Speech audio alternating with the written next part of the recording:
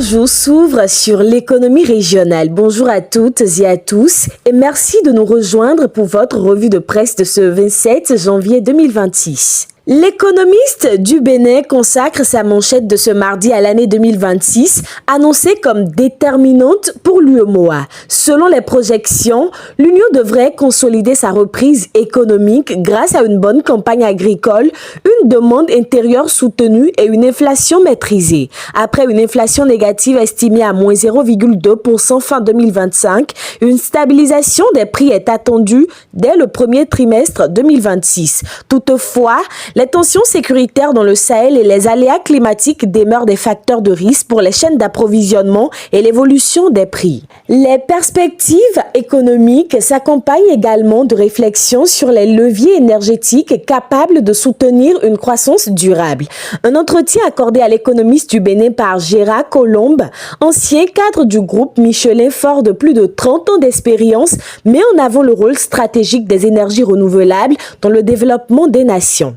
Il identifie 3 sources majeures, le solaire, l'éolien et l'hydrogène, disponibles en Afrique de l'Ouest, notamment au Bénin, et adaptables aussi bien aux particuliers qu'aux grandes entreprises. Selon lui, leur caractère renouvelable, leur capacité de stockage et leur complémentarité technologique permettent une production énergétique ajustée aux besoins. Au-delà des retombées économiques, ces énergies constituent un levier pour la protection de l'environnement et l'indépendance énergétique, essentielle à la souveraineté et au développement durable des États. La filière coton continue aussi de redessiner les rapports de force agricoles sur le continent africain.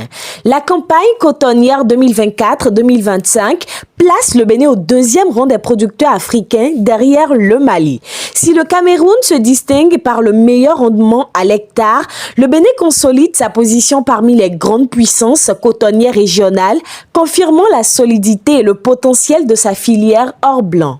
L'économiste du Togo annonce à sa manchette le lancement du comité régional de concertation de Kara, une initiative dédiée au dialogue fiscal de proximité. Ce cadre d'échange vise à rapprocher l'administration fiscale des acteurs locaux afin de renforcer la concertation territoriale et améliorer la mobilisation des ressources au service du développement des territoires. Les questions d'infrastructure viennent boucler l'actualité avec le journal spécialisé togolais. Le gouvernement de transition de la Guinée-Bissau a procédé le 26 janvier au lancement des travaux de dragage du port de Bissau. L'objectif de cette opération est d'améliorer la navigabilité et de soutenir le dynamisme des échanges maritimes et économiques. C'est la fin de cette édition. Merci de votre confiance et à très bientôt pour la suite de l'actualité économique régionale.